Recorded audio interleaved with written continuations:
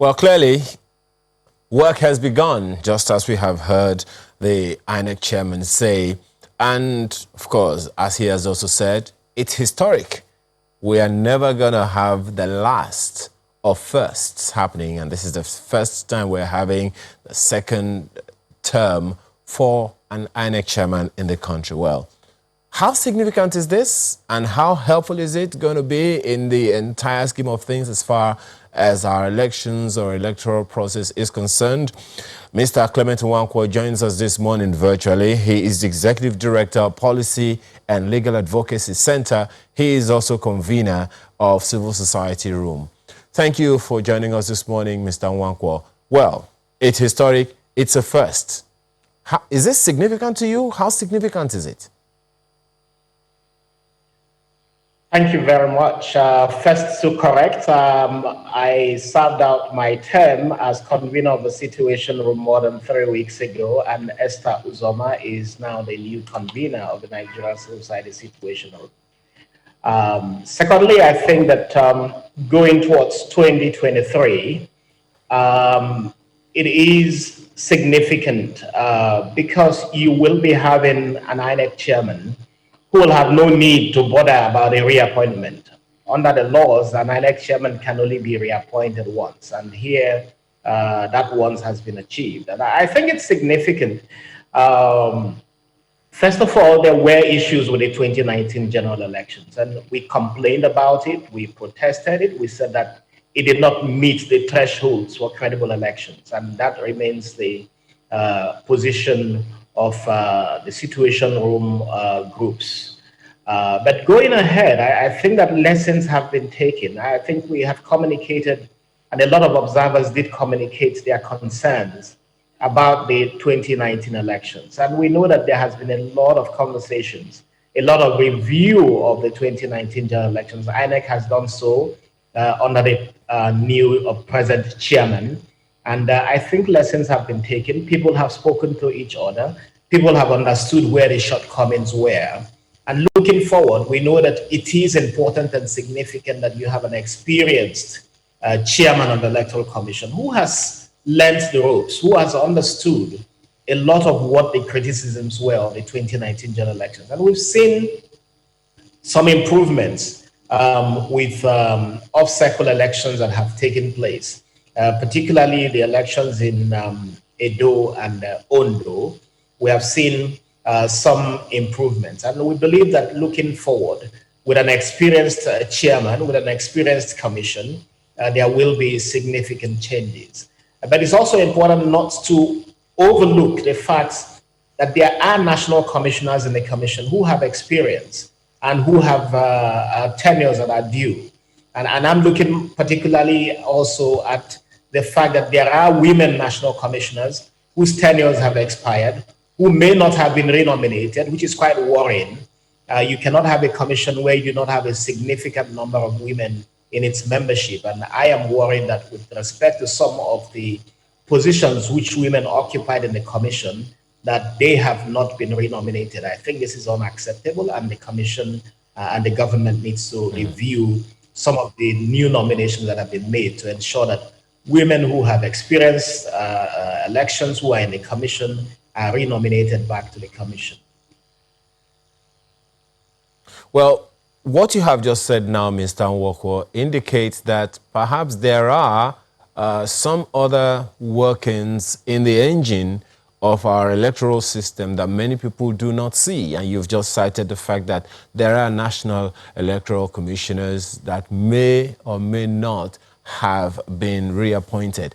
Are there other things in the electoral engine of Nigeria's political experience or democratic experience that are not known to people, but are as critical as that of the INEC commissioners that you just referenced there? Are there some others like that? Yes, I think also that we need to look at the fact that there is credibility questions about the National Voters Register. I do know that there is continuous talk of continuous voter registration, but what is the basis of it? In 2010, when we were talking about moving towards digital capture of names and the creation of a voters register. Machines were purchased. Some of them, what is called the DD, the direct data capture machines, were purchased. Of course, they have a lifespan. We need to go back and check what the integrity of the direct data capture machines are today, to be sure that they are in line with improvements that have come in. We do know also, and it's very significant, and it was very helpful listening to the newly reappointed chairman of the commission making his comment at the villa, saying he was going right to the National Assembly to join the public hearing that took place yesterday, looking at repealing and reenacting a new electoral law for Nigeria. And I think that's the right way to go for the National Assembly, to repeal and reenact, because at this time we have more than 4 amendments to the existing law. Some of these versions of laws have been mutilated and are not compiled and held in one volume. So when you go to courts and you are citing some of these laws, even the judges have difficulty in assessing some of this. So I think that's the right direction. But there are provisions in the Electoral Act 2010 that need to be updated. I'm sure we'll get to some of those nitty-gritty, but if I can just take you to one other leg of our electoral process, well, what we are talking about today is improving Nigeria's electoral process using the microcosm of the INEC chairman's reappointment in the conversation. But then there is the state independent electoral commissions who organize elections into local governments. And you would probably be as concerned about several people as so many other people are concerned about the believability, the credibility of elections at the local government level. What are we missing at that point, at that level of our democratic experience, and what needs to be done, especially as you talk about this Electoral Act? I think that there is a problem with the federal character system, or the system of government in Nigeria, to the point that the lower you get, the less accountable government becomes. And at the state level, state governors have no qualms about doing what they like. And it's not just the state independent electoral commissions that are tools in the hands of the governors in the state. It's also the State House of Assembly, where elected legislators at state levels are again also tools in the hand of government in the state. So we need to see, how do we hold governors to account? How do we ensure that governors account to citizens who have elected them at the state level? How do we ensure and hold them to account for respecting constitutional provisions regarding the extent of their powers? When local council elections are held in states, you find that the state that the party that controls the state government wins virtually every seat. If any wins at all, other than the ruling party in the state, it's a concession or it's very hard fought. So I think that we have to go and ask ourselves. And again, some of the suggestions that are being put on the table raises questions about the federal nature of the country. But again, sometimes you need emergency measures to deal with the situation. And that's why some proposals have been made about creating an independent state electoral commissions, which means that apart from INEC, which deals with national elections, and it should be kept so, that you do have a national agency created to conduct state council, local council elections.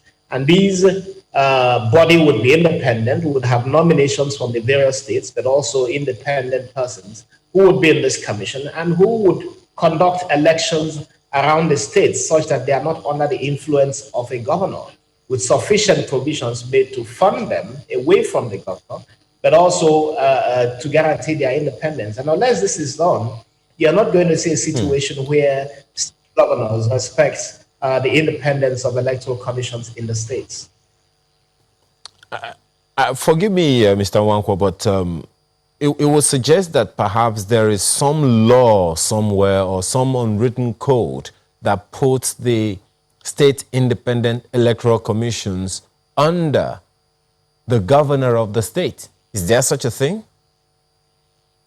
There's no such law. State independent electoral commissions are provided for in the Nigerian constitution. It is to be set up in the same way as INEC is set up, with the governor making the nominations and the state houses of assembly approving those nominations. But in reality, most state houses of assembly are in the pockets of the governor. The governor appoints who he chooses. Most times, even some of those appointed into state electoral commissions are party elements who go in there and who take instructions from the governor about who is even qualified to run for council elections. They wait to be given appropriation by the state, and where the governor is not comfortable with an electoral commission in the state, no appropriation is made. The State House of Assembly are not able to question the governor. So I think the impunity and powers of governors is really part of the challenge that you see with respect to credible elections at state levels. Looking into the future and considering the Electoral Act that the National Assembly has promised would be ready by the first quarter of next year, what has to be included? What safeguards should be included in that law to ensure that state governors do not take undue advantage of whatever it is that they're taking advantage of now, and that can help to strengthen the institutions at the local government level so that the people can be better served at that level? There are two conversations here. One is Electoral Act repeal and reenactment law that the National Assembly, and we listened to the Senate President, Dr. Ahmad Lawan, speak yesterday and commit to the National Assembly passing a new Electoral Act before the end of the first quarter, which would be before the end of March of 2021. Now, that law does not deal with state council elections. The only way that you can get alterations to the prevailing legal regime for council elections now will be through constitution alteration. The National Assembly has started the process, and we hope that the National Assembly provides the opportunity for citizens to be able to make contributions to discussions around the issue of local council elections, indeed, even autonomy of local governments, because again, that's a major issue. That local governments get appropriation from the federal accounts, and by the time it gets to them, a lot of it has been dissipated by the governor's interference with the way the finances of the local councils are used for development. So there's a whole lot of conversation, and the 8th National Assembly tried to address this by making provisions for the independence and autonomy of local councils. And President Muhammad Buhari has also raised these questions. I do know that there has been questions. The president has very strongly insisted on the issue of autonomy, financial and political autonomy of local councils. But this has not come to see the light of the day. And we think that it is time for the president, for the executive at the national level, to put its foot down and support and pursue constitutional alteration that truly gives independence and protects the ability of local councils to function and deliver on development. Unless this is done, we are just going to see that local councils would be departments in the office of governors in the states. Well, quite a number of issues you have touched on, and let me see if I could take some of them that jumped at me. First, with the nomination of the national commissioners, you have said that there are some people that have not been renominated, but in the same vein, some have been nominated to fill in those positions, and you did have an issue with one of those nominees, just like a lot of other Nigerians. And I'd like you to just speak to the fact that, I mean, the government in power decides who will be national commissioners, and even the chairman of INEC. I mean, that's a commission that essentially should be neutral. So isn't that being a judge in one's own case? Does the Electoral Act Amendment Bill put that into consideration, maybe such that we can have some form of neutrality in the appointment of those that will head our electoral umpire? I think there were suggestions made. There have been various reviews of electoral regime in this country. Justice Mohammed Lawal Uwais, who headed the committee, the Electoral Reform Committee that was set up by former President Yaradua, did come up with recommendations about the mode of appointment of INEC officials and indeed the chairman of the commission. And that was never followed. But of course, you had Professor Tahiru Jaga appointed by the president, and virtually everyone agreed that he did a very good job being INEC chairman. I think that the opportunity is there, even if the president appoints, the opportunity is there, and even more so now that the president is not seeking re-election, that you have an experienced national chairman coming for INEC, that they can be independent. The ideal, yes, would be that people are appointed into INEC by an independent process. And in some countries, people apply, they go through scrutiny, applications are reviewed, and as applications are reviewed, people are able to then take things forward, and that process is independent of executive influence. So I think that these are challenges that this country needs to deal with. But my hope, and the reason I mentioned the nominations and renominations, is really that where you do have a woman who has done very well as a national commissioner and her tenure is due, there is no reason why that woman should not be renominated. And that's the circumstance that we are faced with at this time, that you do have some persons in the commission, particularly a woman who has done very well, who has not been renominated. I think this is sad. Relating to other appointments, I think the only reason that the Situation Room and indeed other stakeholders raised concerns about a particular nomination has nothing to do with the character or person of the individual nominated. It was simply that the person nominated is an aide to the president, is obviously very partisan in terms of political affiliations, and you cannot, in the light of perception, but also reality, nominate a card-carrying member or a partisan person into the Electoral Commission. And our hope is that this concern is being addressed. It has nothing to do with the individual, and it's nothing personal. A couple of other issues really to talk about, especially what to expect in the coming years as we prepare towards 2023. And you were also at that joint public hearing. So just to give people an insight into what happened and what to expect. But we need to go on a break now. When we return, we'll take your concluding thoughts. Please stay with us.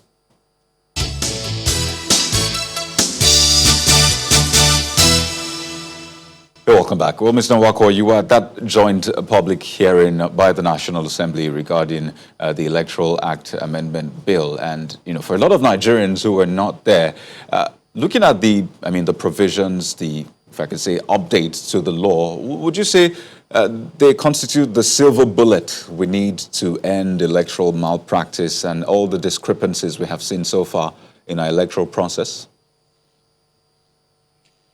No, I think the silver bullet is a change in the behavior of the individual, a change in the behavior of those who manage politics, a change in the behavior of those who present themselves for election, and indeed a change in the character of those who run elections. But looking at the provisions of the proposed repeal and reenactment law, there are significant improvements. And if you do remember the elections in 2019, the key question was whether the server was going to be made available for evidence during the litigation that was going on. And I think when you look at Section 49 right up to Section 52, which talks about the procedure for actual casting of votes, the provision that emphasized the manual nature and character of voting has now been altered,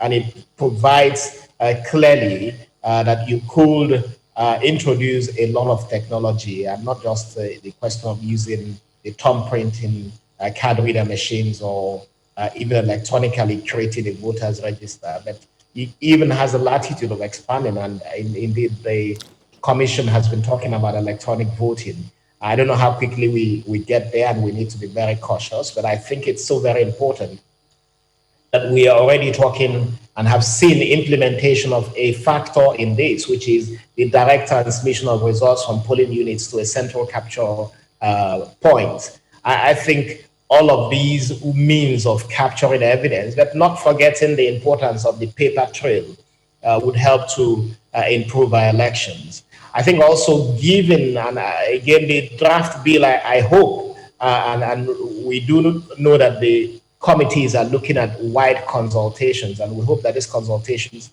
happen over the next 2-3 months. But we do hope that it also captures all of the issues related to how aspirants contest the primaries and the parties and how candidates emerge, because I think that's part of the biggest failings of our political system, that people are not given a fair opportunity to run in the primaries and to emerge through a transparent process. A lot of it is clouded by money influence and by the overbearing nature of those who are in strategic positions ahead of the elections. So all of these, I think, becomes really important for us to look at as we look at alterations to the Electoral Act to ensure that as much little individual influence is exercised to subvert the system. And I think that if we can get this right, if we can get the nomination process right, if we can get the voters register right, because again, I would want to make the point that we must have a voters register that we're all very proud of. And at this time, I think we need to voters register and get a sense of how we need to make it much more credible. Well, clearly, our work is cut out for us right there, Mr. Nwankwo. We have to thank you very much. Apparently, it's something of similar concern to the INEC chairman, because he has also mentioned that that's one of his priorities, to ensure that we'll clean up the electoral register. But we have to thank you very much for this morning. This conversation is not over. We definitely have to sustain it. Clement Nwankwo is Executive Director, Policy and Legal Advocacy Center. He joins us virtually from Abuja. Thank you so much again.